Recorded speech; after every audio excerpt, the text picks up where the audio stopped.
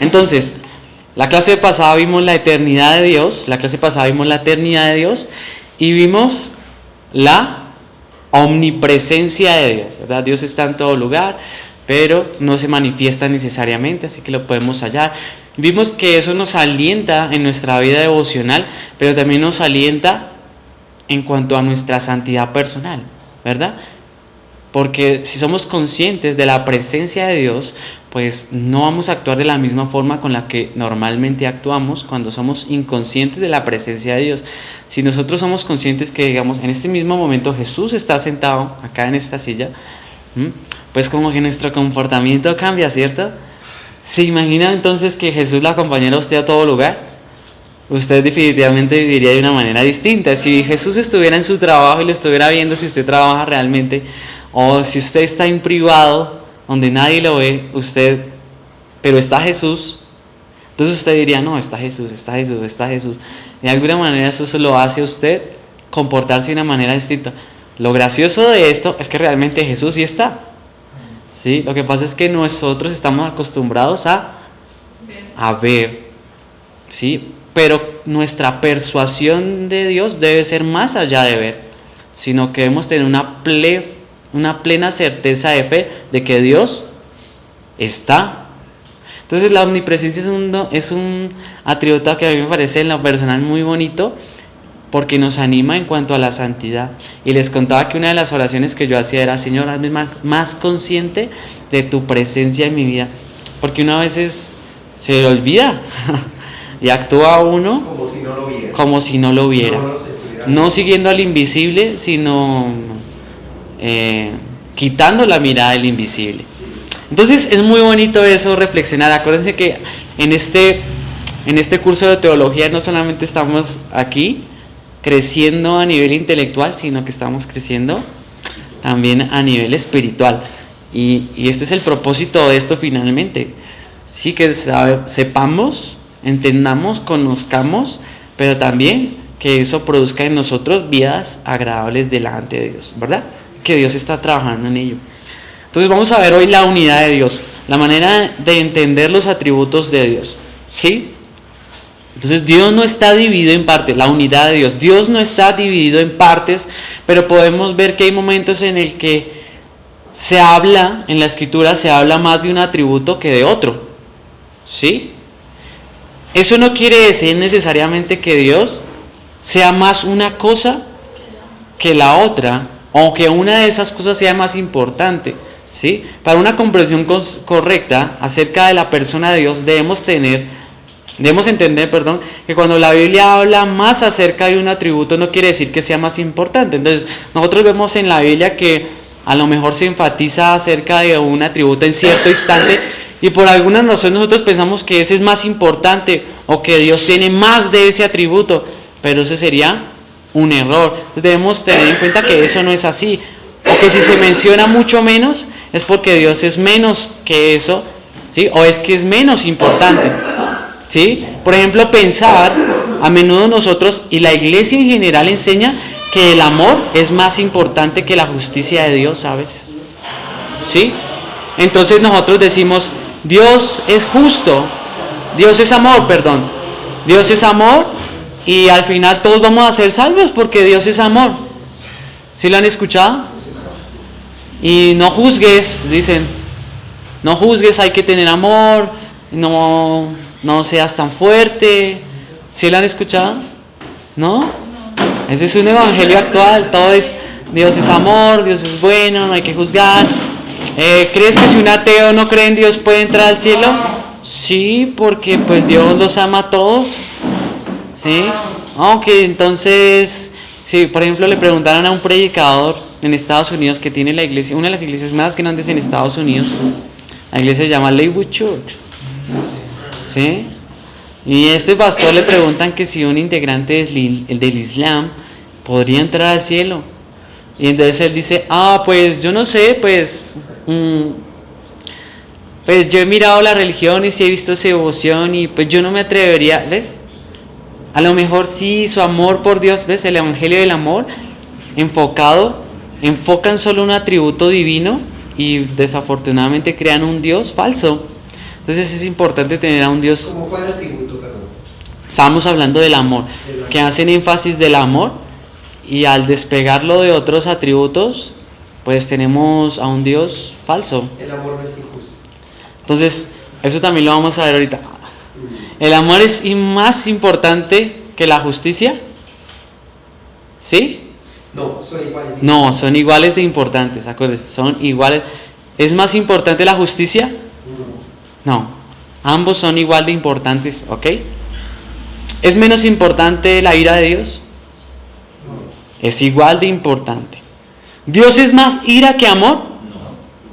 ¿O más amor que ira? No. No, ¿verdad? Bien, eso es importante. Por ejemplo, en 1 Juan 1:5 dice que Dios es amor. ¿Sí lo han leído? Dice Dios es amor. Y eso no necesariamente quiere decir que es por parte, sino que define a Dios como amor. Noten que no dice Dios tiene amor. ¿Sí no les llama la atención eso? No dice, no, Dios es que Dios tiene amor, sino que lo define como el amor. Él es la representación más pura y exacta de lo que es el amor. ¿Sí? Él es la esencia del amor. Él representa al 100% lo que es amor. Y al mismo tiempo dice, en 1 Juan 4:8, dice que Dios es la luz, ¿sí? Dice que Dios es la luz, ¿verdad? Entonces, note que no dice Dios es mitad amor, es un poco amor y otro poco luz, sino que Dios es plenamente amor y es plenamente luz. 1 Juan 4:8. Entonces debemos evitar pensar que Dios es como una colección de atributos que se van juntando hasta que forman a Dios, ¿sí?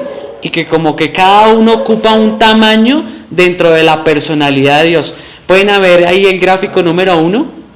Perdón, hay una equivocación. El 4:8 dice Dios es amor. Sí. Y 1:5 es Dios es luz. Pues disculpen, ahí lo cuadran. Ok, que buen apunte ahí porque entonces fue problema mío de redacción. Ven el gráfico número 1, por así decirlo, de forma descendente, ascendente. ¿Sí lo ven ahí? ¿El 1? Sí. Dice, debemos evitar pensar que Dios es como una colección de atributos que se juntan y cada uno ocupa un lugar en tamaño, ¿sí? En la personalidad de Dios. Entonces, como podemos ver, como que cada uno de los atributos de Dios tienen un tamaño, ¿ven? Tienen un tamaño cada uno. Y todos se reúnen y como que todos forman a Dios. Hay veces que nosotros vemos a Dios de esa manera, pero esa no es la manera en que debemos entender a Dios. Bajemos. Dice, debemos evitar también pensar que los atributos de Dios están fuera o que son externos a lo que Él es. ¿Sí lo vemos ahí? Como si fuera un complemento. ¿Sí? Más bien, Dios es enteramente justo, enteramente amor y enteramente misericordioso. Entonces nosotros a veces pensamos como que este es Dios y que sus atributos son apenas expresiones externas o condiciones externas de quién es Dios. ¿Sí? Pero más bien esas están incluidas dentro de la plenitud de su personalidad. Él es plenamente amor y es plenamente justicia, misericordia, amor, paz, benignidad. Él es eso. Cada una de ellas debe ser entendida. Cada uno de los atributos de Dios, esto es importante, cada uno de los atributos de Dios debe ser entendido como descripciones de la totalidad y no como contradicciones de su personalidad. ¿Sí? Esto es bien tremendo. Son descripciones de la plenitud de su personalidad. Entonces, cuando nosotros decimos Dios, esa es la plenitud de lo que Él es. Voy a hacer una descripción de la plenitud. Él es plenamente amor. Estoy haciendo una descripción de lo que Él plenamente es. ¿Sí? Voy a decir que Él es plenamente misericordioso. Es una descripción de toda su personalidad. ¿Me hago entender? No estoy haciendo una descripción de una parte de su personalidad, sino de su plenitud. ¿Ok? Eso es bien importante. Es un poquito de como que, ay, me cambia la manera de ver las cosas. Cuando vemos cada atributo, Dios presentándose. Es Dios presentándose, pero no como si se presentara por partes, sino como nos deja ver, sino que nos deja ver una descripción de la plenitud de su personalidad. ¿Ok? Sería la forma más acertada de decirlo. ¿Cómo?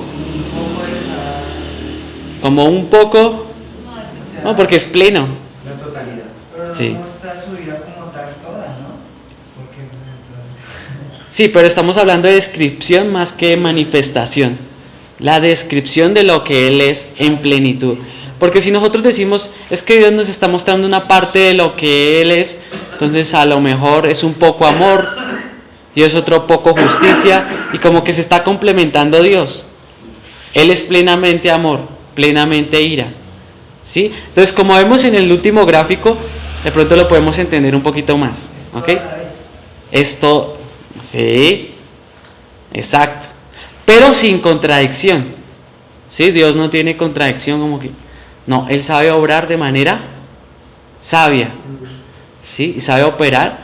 Entonces ahí entran los atributos morales también, en plena armonía y en perfecta armonía, para trabajar con los atributos de potencia, ¿sí? Como omnipresencia, omnipotencia, ¿verdad? ¿Me hago entender? ¿Sí? Entonces hay una plena armonía de plenitud en Dios. Pero el punto que uno quiere enfatizar en la doctrina de la unidad de Dios es no pensar en Dios como alguien que es más amor, o es más justicia, o es más ira, o es menos ira, ¿cierto? Entonces es grave dar esa percepción, y eso influye en el Evangelio, incluso influye en la manera en que nosotros evangelizamos y compartimos nuestros sermones. Por eso quise hacer mención de esto. A veces parece algo como tan como sin importancia, pero entender esta parte de la personalidad de Dios nos hace pensar de Dios de una forma más correcta, ¿sí? Por ejemplo, yo, perdón, Dime. uno lee el versículo que dice: Dios es tardo para la ira y grande misericordia y verdad.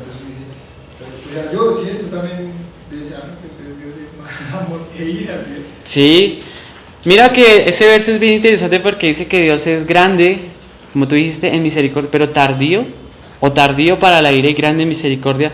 Pero fíjate que Él no está diciendo que es más misericordia, ¿sí? Ni está diciendo que es menos ira, simplemente está diciendo que Él es más pronto para. O sea que Él se complace más en manifestar su amor que en manifestar su ira. Es la forma en que Él decide manifestar sus atributos, pastor. Terminando el versículo dice que se duele del castigo. Que se duele del castigo, qué bonito. Sí, O sea, entonces, que no es que Dios se deleite castigando, sino que le duele castigar. así es. Él se duele del castigo. Entonces, hay una plena armonía en los atributos de Dios. Entonces, ¿cómo es que funcionan los atributos de Dios? Que Él en su sabio consejo decide cuál manifestar con mayor abundancia, ¿verdad? Y en ese caso sí podemos decir que la gracia de Dios se ha manifestado abundantemente, ¿sí? Pero también debemos decir que la ira de Dios se ha manifestado abundantemente en la cruz, ¿sí? ¿Ven el problema de contrarrestarle la ira? Que estamos contrarrestándole a la ira expresada en la cruz. Por esa razón Jesús dice: pase de mí esta copa, ¿sí? Porque Él iba a experimentar, ¿sí?, la ira de Dios en la misma plenitud que puede experimentar el amor de Dios. Imagínense eso. Entonces es bien bonito entender esta doctrina. Así que nos guardamos de darle más importancia a unos atributos más que otros. Y tenemos a un Dios bíblico. Esta armonía en Dios nos da la plena confianza de que Dios obra de una manera tan diferente a la nuestra, pero que lo hace con plena perfección. Entonces en esto somos bien diferentes, ¿no? Porque nosotros tendemos a ser más, digamos, amorosos en algunos casos, en otros no, ¿sí? En algunos casos somos más ira, ¿sí? Nosotros, ¿en qué debemos imitar a Dios en cuanto a esto? ¿Cómo esto te puede ayudar a ti? ¿Cómo en esto puedes imitar a Dios? Pues son atributos comunicables, ¿sí? ¿Cómo esto puede? En lo personal, de aquí nadie habla. La pregunta es, ¿cómo esto cambia mi manera de vivir mi fe? Esto que estamos aprendiendo, la unidad de Dios, ¿sí? ¿Cómo puede ser beneficioso imitar esto? ¿Cómo lo haría para imitar?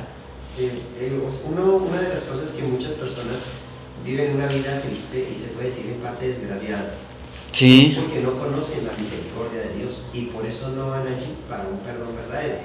Otros viven una vida desgraciada porque consideran que Dios solo es amor y no conocen qué es el amor de Dios. Otros podrían decir que no conocen la omnisciencia de Dios o la omnipresencia de Dios y por eso viven como quieren. En sí, lo que le puede decir es que el conocimiento de los atributos de Dios hacen que el hombre sea más persuasivo de que Dios todo lo puede hacer, que Él es bueno, pero que Él está presente a todo mundo. Sí, muy bonito. Eso está muy... Dígame. Diría, pues no sé, este concepto de este versículo donde dice que la paz de Dios que se separa todo entendimiento, guardará la mente y corazón en Cristo Jesús, brindándole a uno gozo, paz, tranquilidad. Sí, señor. Hay algo que me llama la atención ahí en cuanto a imitarle. Si Dios es plenamente amor, ¿sí? Y es plenamente justicia, plenamente, ¿sí? Entonces, ¿cómo nosotros podemos imitar eso? ¿Sí? Es decir, que yo debo aprender a ser pleno en todas las áreas, pero también debo saber aprender a manifestarlas, ¿sí? Debido o conforme al momento, ¿sí? Eso nos ayuda a ser mucho más imparciales. ¿Sí me hago entender? Entonces debemos ser al mismo tiempo amorosos, pero también justos. Porque a veces el amor hace que nosotros abandonemos la justicia. Entonces cuando hay esa plena armonía de los atributos, y si nosotros perfeccionamos también en nosotros, haga la redundancia, esa armonía, pues tendremos una vida mucho más sabia, mucho más balanceada. Eso también me gusta, que puede ser edificante a nivel personal. Estos son atributos comunicables, ¿cierto? Sí, esto ya es comunicable en el sentido de que podemos imitar más, ¿sí? En el caso de la ira de Dios, tiene que ser referente hacia el pecado, ¿cierto? Sí, claro. Pero nosotros también odiamos el pecado. Sí, exacto. Nuestro propio pecado. Odiamos el pecado. ¿En qué más se puede aplicar, digamos, la ira de Dios, si es comunicable? Buena pregunta, ¿cierto? Yo creo que tiene que ver hacia esas cosas, el celo, ¿sí? Debe haber un celo. Ahora, el problema del hombre, yo siempre he pensado que el problema del hombre es que dice que Dios puede obrar con ira, pero al mismo tiempo con justicia. Ahí está la mezcla de sus atributos. Y al mismo tiempo con santidad, ¿sí? Y en amor. Entonces, muchas veces los hombres, cuando obramos con ira, obramos pecaminosamente. Ese es el problema. Entonces, mira que yo tengo conflictos harto con eso, porque hay gente que me dice, es que Jesús dijo tal cosa. Jesús llamó zorra a Herodes, ¿verdad? Dice, no, que esa zorra le dijo.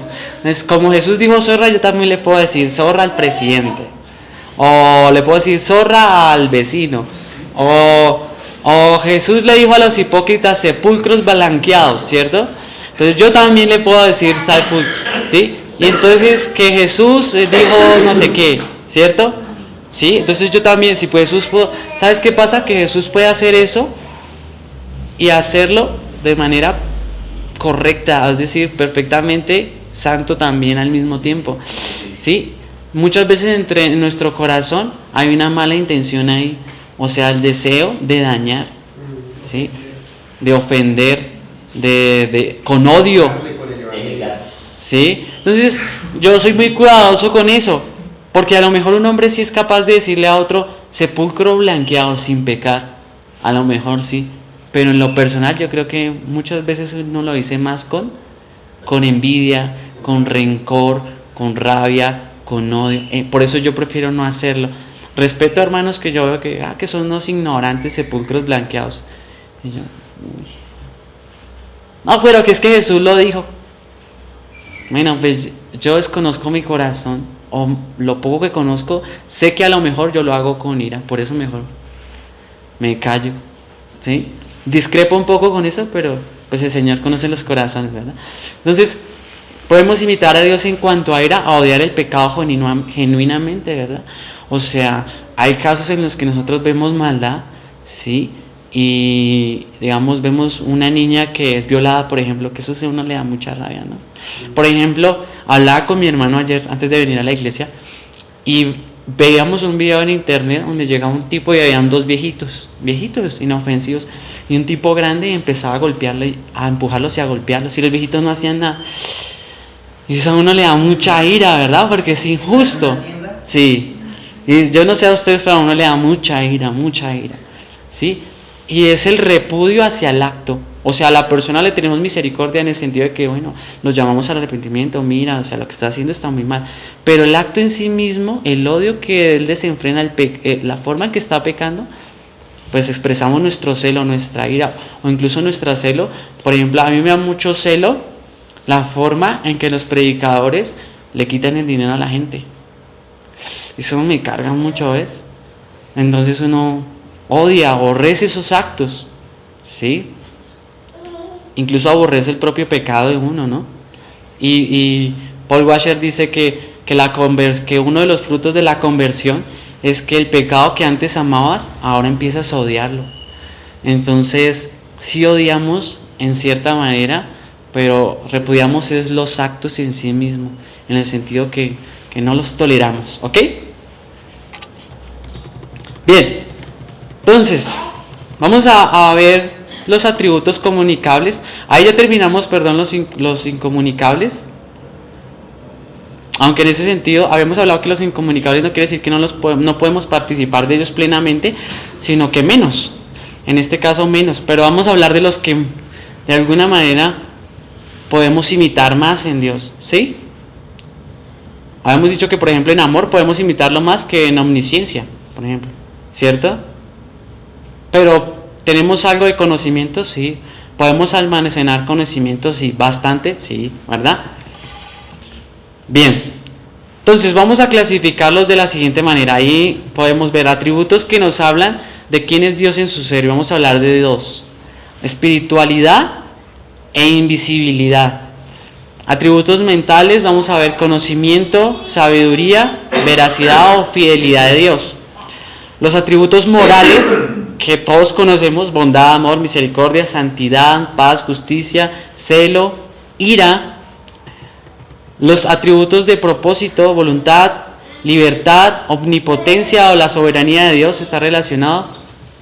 Y otros atributos que vamos a ver son la perfección de Dios, la bienaventuranza, la belleza y la gloria de Dios. Eso yo creo que lo vamos a ver en 1 o 2 clases rápidamente, o si no, no abordamos todos los temas que queremos abordar. Entonces, atributos que nos hablan de quién es Dios en su ser. Vamos a ver los dos.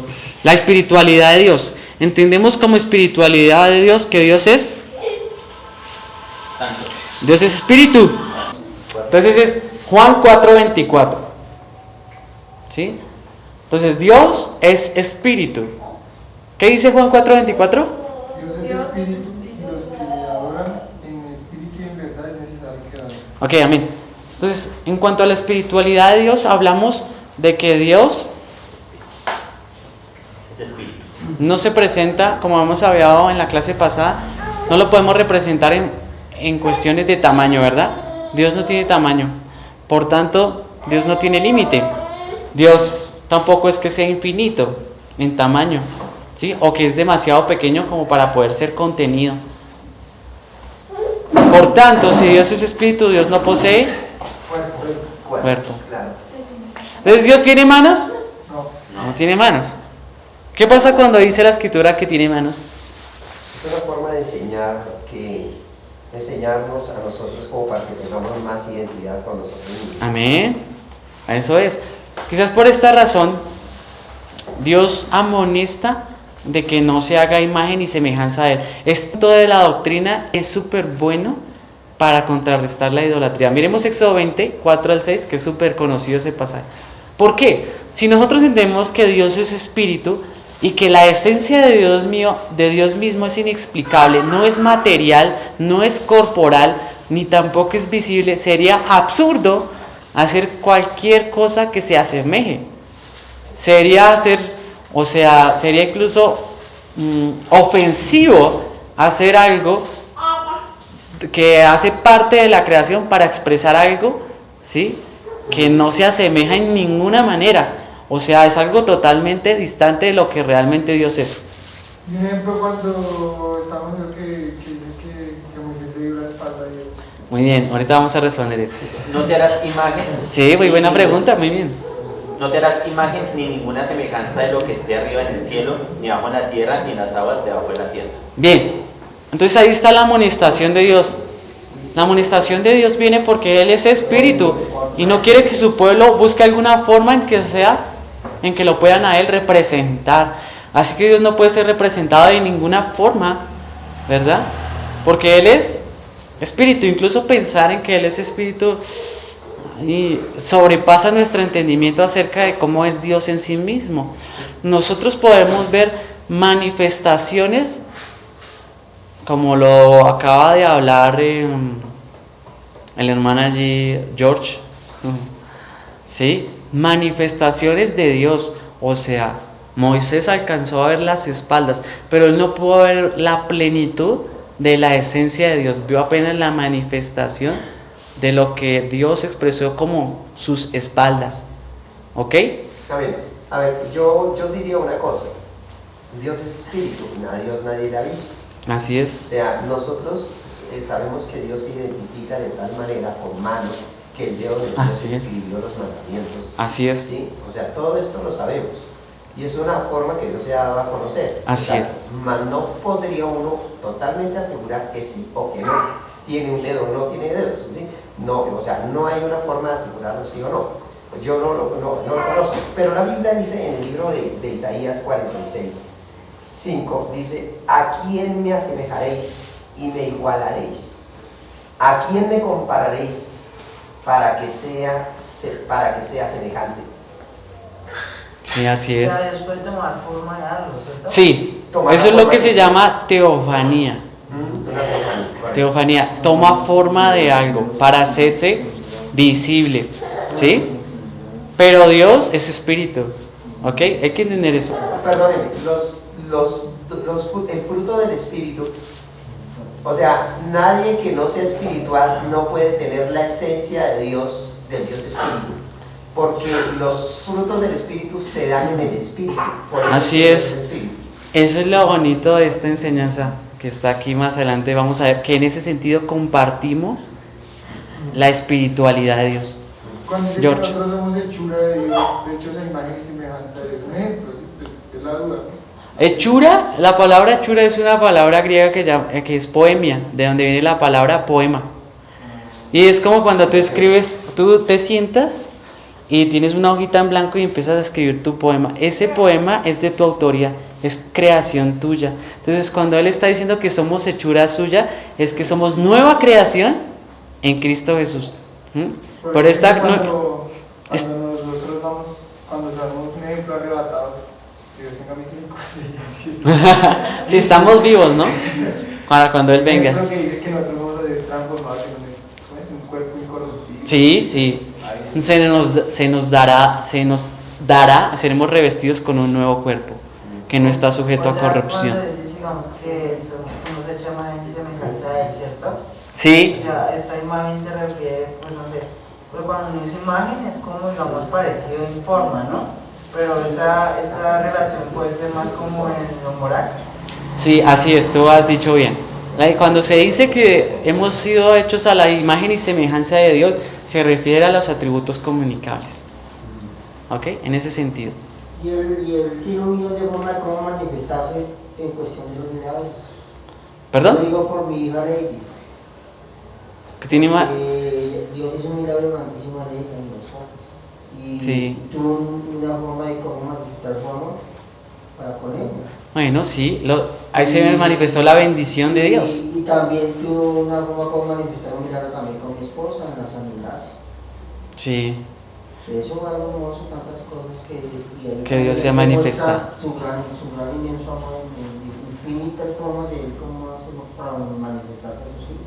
Ok. Aunque bueno, esto es acerca de la bondad, y eso lo hablamos en la primera clase de la manifestación de Dios, introduciéndonos en la doctrina de Dios, acerca de que se manifestaba en diferentes formas. El punto acá es que Dios es espíritu, ¿ok? Y si Dios es espíritu, no debemos intentar, o no debe ser asemejado a algo, ¿sí? Incluso la amonestación de Romanos capítulo 1 dice que hicieron, ¿sí?, elementos a semejanza de él, ¿sí? Fabricaron ídolos de plata, ¿sí? Haréis una abominación, dice Dios. Entonces esa abominación, porque es hacer algo supuestamente semejante a Dios que realmente no lo es, ¿sí? Entonces en ese sentido no se puede hacer algo a semejanza de Él porque Él es espíritu, ¿ok? Incluso, como ya he mencionado antes, pensar de Dios como espíritu es algo que nuestra mente no alcanza a comprender. O sea, realmente es algo que yo personalmente... Yo entiendo que es espíritu, pero si yo intento asemejarlo a algo, pues es algo inconcebible en mi mente para mí. Entonces debemos incluso cuidarnos de pensar que Dios es como una energía. Sí, por ejemplo, los testigos de Jehová dicen que el Espíritu Santo es una fuerza, ¿ves? Ese es el error de no entender bien una doctrina como esta, que empiezas a asemejarlo como a una fuerza. Y algunos sienten un vientecito y dicen, ese es Dios. De verdad, hay gente que siente un calorcito y dice, uy, no, es Dios. ¿A qué lo vas a asemejar? No, hay una plena certidumbre que Él es espíritu y obra por medio de su espíritu en nosotros. Y esa es la manifestación de Dios. Amén. Yo creo que Dios arde en el corazón, pero no todas las veces que el corazón arde es Dios. Es posible que Dios... Dime. Pero, como decía el hermano, decía, una de imagen puede ser persona. O sea, Dios nos creó, ¿cierto? Sí. Como persona. Esa imagen en lo moral, entonces Dios sí podemos dar, no imagen, pero sí decir, es una persona. Podemos decir que Dios tiene personalidad. ¿Sí? Yo siempre debato eso con los ateos, no, sino con los... Carismáticos. No, con los testigos de Jehová. Entonces, hay que ser sabios ahí. Yo siempre les digo, Dios tiene personalidad. Dios tiene personalidad, en el sentido de que habla, piensa, es omnipotente, es omnipresente. El Espíritu Santo tiene personalidad, se puede contristar, se le puede mentir, ¿verdad? Quisiera preguntar una cosa, como para tener claridad aquí los hermanos. Yo también necesito aprender. ¿Podríamos decir, Dios es tres personalidades? ¿O Dios es tres personas? No, Dios es un solo ser. Un solo ¿sí? ser. ¿Sí? ¿Tres personalidades? No porque no tiene tres personalidades en sí, porque estamos hablando de que el Espíritu Santo es plenamente Dios y es plenamente amor. Y su personalidad es exactamente igual a la de Jesús. Y su personalidad es exactamente igual a la del Padre. Entonces no podemos decir que son tres personalidades distintas, ¿sí? Más bien que son manifestaciones de Dios, ¿sí? Dios se manifestó a través del Hijo, pero Dios también se manifiesta a través del Espíritu Santo, ¿ok? Y decimos que tiene personalidad, la personalidad de Dios. Yo diría eso. Pero tiene personalidad. Sí, lo que pasa es que con el término persona nosotros familiarizamos a un ser, como a un ser humano. Pero si nosotros decimos que es persona en el sentido de que es viviente, que piensa, podemos decir que sí es persona, en ese sentido. Pero yo no utilizo el término persona para que ellos no busquen ocasión de hacerme caer, ¿sí? Pero es como... La Trinidad es dura, ¿para qué? Es una pregunta, no sé si es sale tanto del tema. Dime. Oye, están preguntones, eso está bien. O sea, Dios tiene vida, ¿cierto? Dios es la vida. Es la vida. Ah, ok. Porque digamos, si algo que tiene vida tiene que morir en algún tiempo, ¿cierto? Entonces, si Dios tiene vida, entonces... Mira, bien interesante. ¿Qué es la muerte según la Biblia? Yo te preguntaría a ti, ¿qué es la muerte?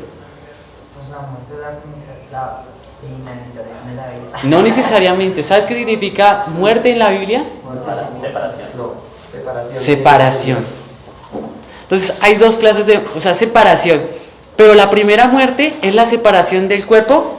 Y del alma. Separación. Es decir, que el cuerpo queda en estado inerte y esa corrupción, pero el alma no. ¿Sí? Un ejemplo, o sea, yo personalmente, lo que yo entendí y que una vez me acuerdo, porque no es como tan cerrado, ¿sí? Yo pienso a veces, tanto como llorar y imaginarme a Dios, ¿sí? Como decir, dice que Dios está en su trono y a la vista está Jesús y los ángeles le adoran, los 24 ancianos. Sí. Pero yo trato como llorar y imaginarme a Dios sentado aquí. Una pregunta con referencia a lo que él dice en Apocalipsis, perdón, para de pronto aclarar más la duda, para hacer más la duda.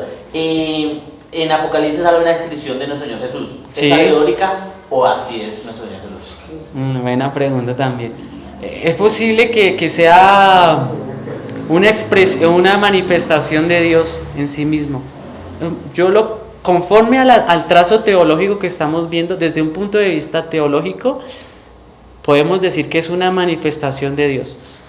Pero que Dios tenga todo el tiempo pies de bronce y ojos de fuego. Pero sí podemos evidenciar que va a ser la manifestación de Dios, Un ejemplo de Jesús. Que son tres diferentes cumpliendo la misma función, está mal dicho, ¿cierto? Que son tres diferentes. Cumpliendo la misma función. O sea, cuando la gente dice que Dios no está en tres personas, que no conforma tres personas, sino una sola, como Jesús, o como el Padre, ¿sí? Ahí es donde uno tiene que tocar ese tema claro. Uno debe ser muy cuidadoso con las palabras que usa. Y ¿Sí? por ejemplo, Dios es uno. Los pentecostales dicen que solo Jesús, ¿sí? Y por eso dicen los pentecostales, Dios es uno. Sí, pues nosotros también, pero se manifiesta en tres personas. Pero si ¿Sí? no ve un Usted ejemplo, acaba de decir tres personas. Sí, pero pues yo no uso el término personas por lo que ya les dije, por lo que piensan que son distintos, ¿sí? Porque cuando uno piensa entonces ahí en la mente ellos tienen como, ay, ¿ves? Entonces si son tres personas, yo soy tres personas, Juan, Pedro y Pablo, entonces ¿cómo vamos a hacer uno? Yo no digo que lo forman un apellido. Por ejemplo, ¿cómo es el apellido de tu papá, María? Caraba. Yo Jaraba. Jaraba. Ay, yo no escuchaba ahí. Entonces, Mari Jaraba. La esposa es de Jaraba, la Sí. hermana Yared, ¿cierto? De Jaraba y María Jaraba. Entonces, pero ¿cómo así? ¿Por qué los tres forman uno? Porque los tres tienen un mismo apellido. Puede ser una analogía interesante, pero para gente que es bien esquiva, tiene que uno ser así bien... Sí, porque yo que he discutido con testigos y viejitos ya de años, que llevan 20, 30 años, y me dicen, entonces son tres personas, o sea, me están buscando la caída. Yo le digo, tiene personalidad, entonces no me pueden refutar. Si yo les digo que son personas, empiezan a echarme argumentos y ¿para qué? Me ahorro todo eso solamente diciéndole que tiene personalidad. Es que no me queda bien claro. Personalidad, cuando decimos que tiene personalidad es que es capaz de pensar, que es capaz de hablar, de comunicar, de sentir, que tiene fuerza, que tiene, bueno, a eso decimos que tiene personalidad. O sea, que tiene los atributos de una Persona. Eso es. pero no sé que está mal dicho cuando, un ejemplo, yo entré en consciente así como con los pentecostales, yo decía que eran tres, ¿sí? Porque yo decía que cuando Jesús está muriendo, cuando lo está bautizando Juan el Bautista, dice que Jesús los mueve, los levanta, está Jesús el Hijo, ¿cierto? Dice Sí. que el Espíritu Santo desciende en forma de paloma, Sí. y baja todos, ¿cierto? Y que se escucha una voz del cielo que dice, este es mi Hijo amado, En quien tengo al cual complacencia. desearé oír, ¿sí? Ahí vemos la Entonces, mano. los tres. Así es, ahí vemos la manifestación de las tres personas de Dios. Pero entonces es solo uno. Y es uno. Que forman un Dios. Yo siempre lo he compartido con el dedo. Yo digo falange, falangina y falangueta. pero si le faltara este pedacito no sería un dedo, sino sería un mocho. Yo he ¿sí? escuchado Que si le además faltara un este sería un ejemplo pedazo de dedo. como del huevo. Pero vos Yema, dices clara separar. y carne. Hay Pero un- si le faltara algo no podría ser huevo. Un huevo Sí, movido. porque pues. no te puedes También lo he separar. escuchado como los tres estados del agua. Sí, sólido, líquido y gaseoso. Entonces cada uno es H2O en su fórmula, ¿cierto? Pero hay tres manifestaciones distintas y cada uno incluso puede desempeñar una función diferente, pero en esencia, a mí me gusta mucho esa analogía, es perfecta para mí. O sea, es lo que más se le acerca a lo que es de verdad algo difícil de comprender para nuestra mente. Pero nosotros vemos dos verdades ahí. Vemos la verdad de que Dios se manifiesta en tres personas, pero vemos también que Dios es uno en su esencia. ¿Ok? Entonces, Jesús es plenamente Dios, ¿sí? El Espíritu Santo es plenamente Dios y el Padre es plenamente Dios. Aunque eso lo vamos a ver más adelante, la Trinidad, después la vamos a tocar más a nivel. Vamos a ver versos que incluso pueden utilizar con los testigos de Jehová, que nos demuestran que cada uno de ellos es Dios, plenamente Dios, y que tiene atributos divinos.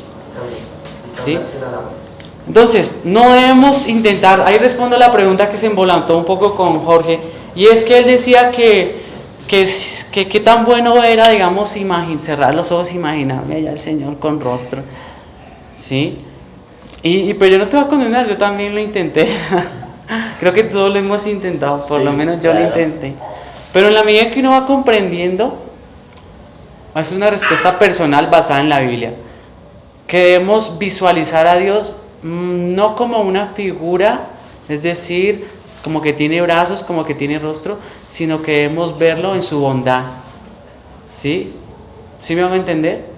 O sea, que cuando yo pienso en Dios, pienso en su grandeza, en el sentido de su bondad, su amor, su misericordia, su justicia, su santidad. Entonces ya no pienso en una forma como tal, sino en la expresión de sus atributos. Entonces cuando estamos digamos en la Nueva Jerusalén, ahí cómo se manifestaría a nosotros. Ahí lo vamos a ver, Apocalipsis, hay un verso que le veremos cara a cara. Bien. ¿Cómo es? Ajá. Una de las descripciones de la que acaba de decir mi hermano, que tiene como ojos de fuego y rostro de sol, esa definitivamente va a ser una manifestación que vamos a ver de Dios. Bien. ¿Cómo compartimos este atributo con Dios? Pues que de una manera maravillosa, ¿sí? Y misteriosa al mismo tiempo, el Espíritu de Dios mora en todos los creyentes. O sea, el Espíritu, Dios Espíritu mora en nosotros. ¿Sí? Y en ese sentido, Dios Padre, Dios Hijo y el Espíritu Santo mora en nosotros. O sea que el Hijo mora en nosotros. O sea, eso también revela el hecho de que es Dios, Jesús es Dios, y que hay una perfecta unidad en la que nosotros hemos llamado Trinidad. Tanto así que es necesario tener el Espíritu de Dios para poder adorarle en espíritu, en verdad. Eso es lo que significa, eso es lo que está diciendo Jesús. O sea, es necesario para tener comunión con Dios que tener el Espíritu de Dios. Para poder adorarle genuinamente es necesario tener el Espíritu de Dios. Y aquí adoración también puede hablar de obediencia. Para tener una vida plena de obediencia a Dios es necesario tener el Espíritu de Dios, que nos Claro. lleva a la verdad. exacto. Es el Espíritu de De verdad. verdad. Estamos en unión con Él, ¿sí? En ese sentido nosotros somos uno con el Padre, de alguna manera, en el sentido del Espíritu. Y el Espíritu Santo también da testimonio de que somos hijos de Dios. Entonces, y somos templo del Espíritu Santo. Entonces, imagínense lo maravilloso de pensar que Dios habita en uno. Y eso cómo lo anima a uno en la vida personal. ¿Sí? Bien, la invisibilidad de Dios. Esto quiere decir que podemos ver la esencia y la plenitud de Dios, pero que no podemos ver, la esencia y la plenitud de Dios, ¿sí? No podemos ver la esencia en sí misma, o sea, el Espíritu no es visible para nosotros, ¿cierto que no? No lo podemos ver. No podemos verlo a plenitud, tal como Él es a plenitud, nunca, pero sí podemos ver las formas en las que Dios se ha hecho manifiesto o visible, como en el caso del pasaje que Él dice que vio las espaldas de Dios. Entonces ahí empezamos a cobra sentido las teofanías. ¿Qué son las teofanías? La forma que Dios puede tomar. Exacto, por ejemplo, una teofanía, a ver, en el Antiguo Testamento, ustedes que leen. No sé, pero no, digan unos hermanos. Como fuego, sí, en la salsa ardiendo, ¿cierto? Cuando Buen punto. Columna de fuego, nube en el desierto. Muy buen punto. peleó el ángel Con Jacob, muy bien, es una teofanía, muy bien. Melquisedec. Melquisedec es una cristofanía, muy bien. ¿Qué otra forma? Cuando le tocó con carboncillo, yo me acuerdo bien que lo alcanzó a dar 2 kilómetros. Y cuando digamos la burra habló, Pues ahí. Esa fue una forma que Dios usó la burra, pero no que se manifestó. No que Dios se haya manifestado. Pilas con eso. Así no nos vayamos allá. No seamos tan pensantes. Dios, no. El Señor te perdone. estamos aprendiendo. Perdónalo, Señor, porque no sabe lo que dice. No, mentira. Fue Isaías, ¿cierto? Para que vaya. Bien, es una teofanía. Hay pasajes que nos enseñan que Dios nunca ha sido visto, ¿sí? Porque si no moriríamos, ¿sí? Es el caso de Éxodo 33:11. ¿Qué dice Éxodo 32:11? 33:11. Y otra persona puede buscar Juan capítulo 1 versículo 18. 33:11, eso 33:11 dice.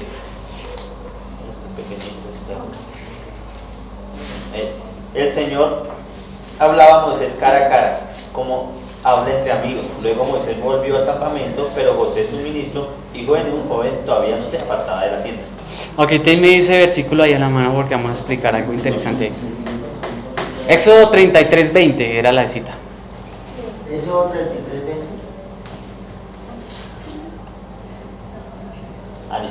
Y añadió, pero mi rostro no puedes verlo, nadie puede verlo y quedar con vida. Entonces el resto de Dios en su plenitud no puede ser visto, ¿por qué? Porque muere. Pero en el 11 dice que ¿qué? habla Que de estaba hablando cara a cara. ¿Cómo reconciliamos eso? ¿Qué dice primera de Juan 18? ¿Qué? Juan 1:18. Evangelio de Juan 1:18. Y el unigénito Hijo que está en el seno del Padre, Él le ha dado a conocer. Solamente Él le ha dado a conocer, ¿ok? Pero dice que nadie lo ha visto, Jamás. ¿sí? Bien, ¿cómo reconciliamos Éxodo 33? Hoy estaba viendo un ateo. Y mira lo que pasa. Un ateo, un agnóstico, no sé por qué ellos juegan con esos nombres. O sea, a veces son ateos, a veces son agnósticos, a veces son creyentes, en fin.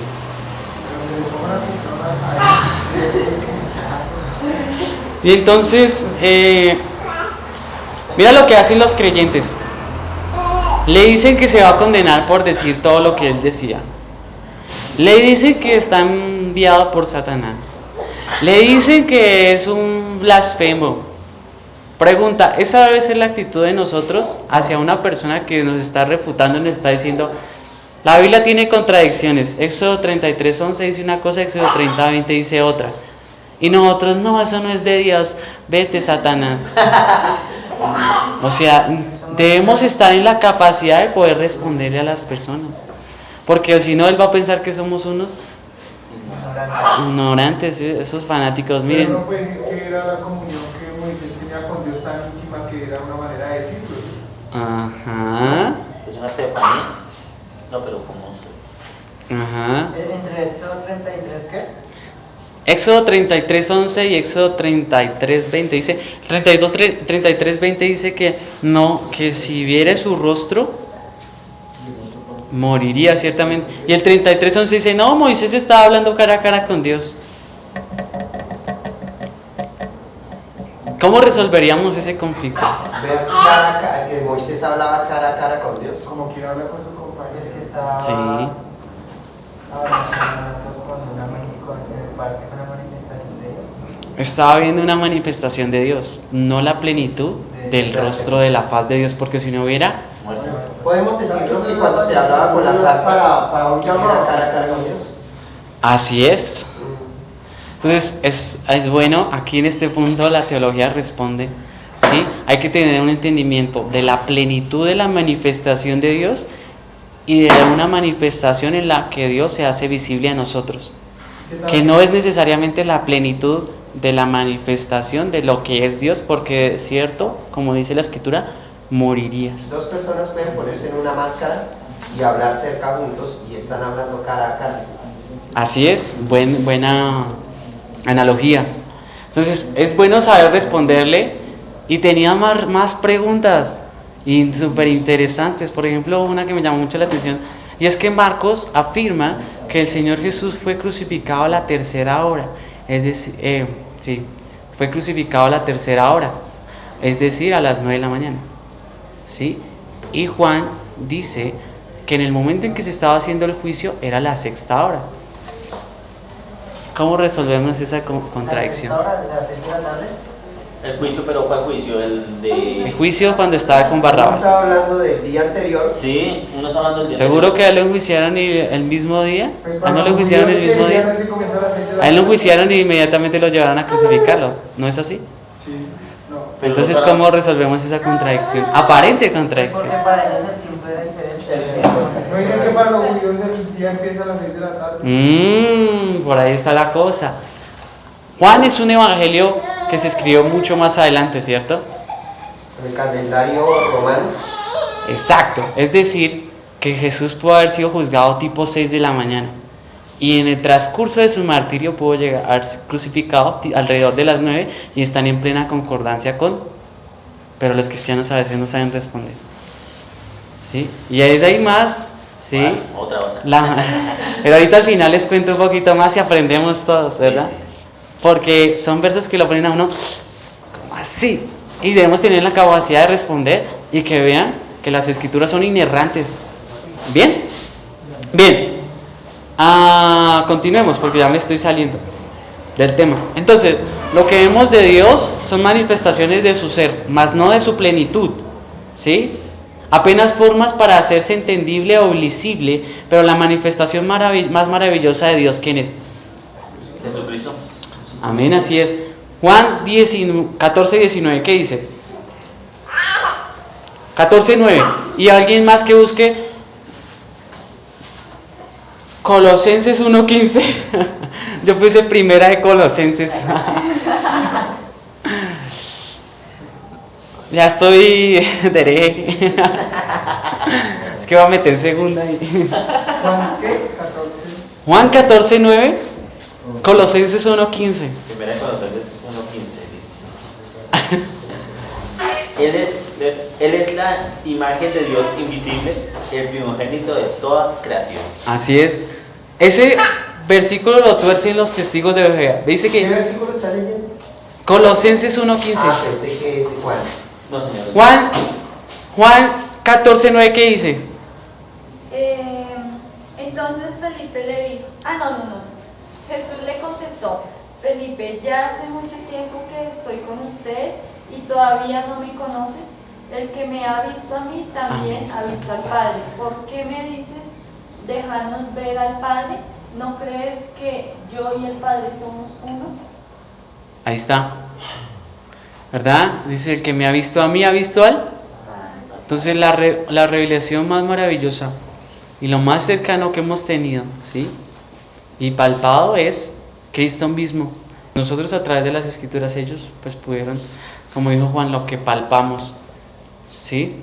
Bien, entonces Colosenses 1:15, quiero hacer un apunte ahí. Dice, es el primogénito de toda la creación. ¿Viste que es el primero, entonces es creado? ¿No te han salido con esas? Sí, No. estos son nuevas, lo típico. Lo que pasa es que...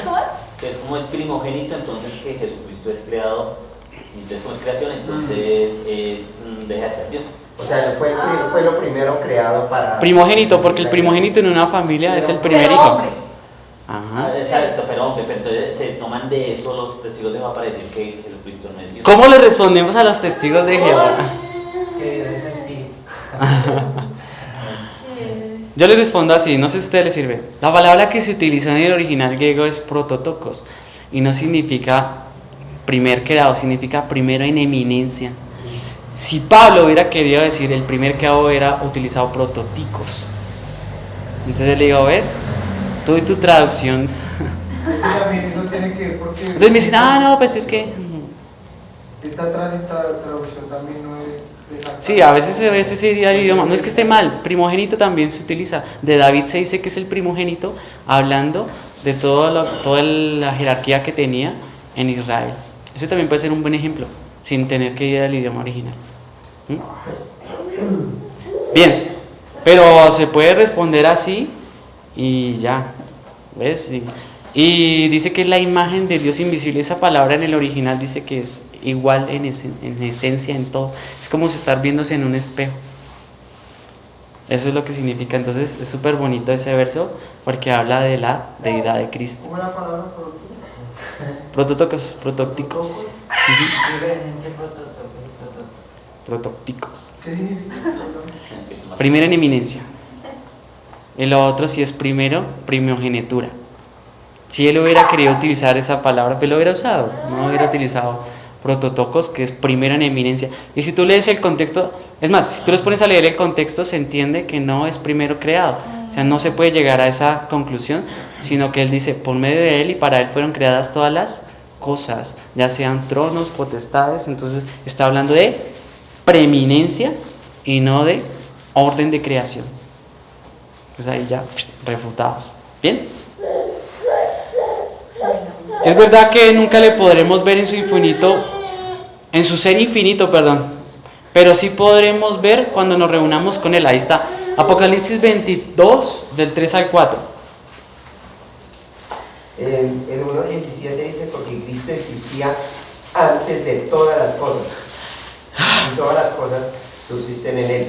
Eso también, sí, el contexto ayuda. Si él fue creado antes de todas las cosas, entonces pues él no está dentro de todas las cosas creadas, no es creado. Con el ayuda del contexto, yo sí lo saco por el lado del griego rápido. Pero si no tenemos a la mano el griego, el contexto nos ayuda mucho. Apocalipsis 22, 3, 4. Protópticos. Apocalipsis 22, 3 y 4. ¿Qué dice? Apocalipsis 22, versículo 3 y 4. Y no habrán más maldición, y el trono de Dios y del Cordero estarán en ella, y sus siervos le servirán, y verán su rostro y su nombre estarán en sus frentes.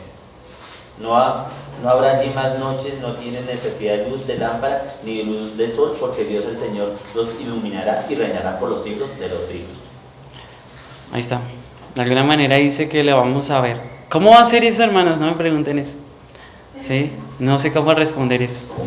¿Sí? O sea, no sé. Y si algún predicador responde, me tengo que escucharlo. Quiero ver cómo sustenta eso. Primera de Juan 3:2, ¿qué dice? Lo único que sé es que lo veré. Lo veré. Y eso va a ser maravilloso en sí, porque nosotros, ¿quién de aquí le ha visto? No, pero te vamos a ver. Sí. Eso es bonito, ese es nuestro galardón. Yo siempre he pensado que pues que no, Víctor, vas a tener un terrenito aquí en el cielo, por ejemplo, por así decirlo. Y yo, no, lo importante es verlo. Hijo del Espíritu Santo que nos enseñe a amarle sin haberle visto. Así es, así es. Primera de Juan 3:2, ¿qué dice? Y segunda de Corintios 3:18. Yo tengo primera de Juan 3:2. ¿Qué dice? Queridos hermanos, nosotros ya somos hijos de Dios y aunque todavía no sabemos cómo seremos en el futuro, sí sabemos que cuando Cristo aparezca otra vez, no pareceremos a Él. Nos pareceremos a él. Nos pareceremos a Él, porque lo veremos como Él es en realidad. Perdone, Dígame. por esa causa es que la gente dice que María es la madre de Dios, de Jesús. Sí. Pero cuando Jesús dice, Padre, devuélveme la gloria que tuve antes que el mundo fuese, lo que dice Jesús es, Padre, que yo tenga la misma, digamos, la misma preeminencia, gloria, sí, esencia, que tuve antes de haber creado el mundo, ¿sí? Así que a Jesús, o sea, en este momento María no es la madre de Jesús hecho carne, en este momento, ¿sí? No. Porque Jesús está en la esencia que estuvo antes de haber creado el mundo. Sí, entiendo lo que el pastor quiere decir. Está bien, de pronto uno usa la palabra esencia, porque a pesar de que que Jesús se hizo Dios, no perdió su esencia divina, perdió dejó temporalmente su poderío en el sentido de que estaba en plena autoridad, en plena soberanía. Cuando Él se hace hombre, se sujeta al Padre, entonces ya no está bajo su propio dominio como lo hace en la gloria pasada, en la gloria eterna, ¿sí me van a entender? Y sigue siendo plenamente Dios, solamente que Él no manifiesta sus atributos ampliamente como lo haría como Dios, pero en esencia sigue siendo Dios plenamente. No es carne,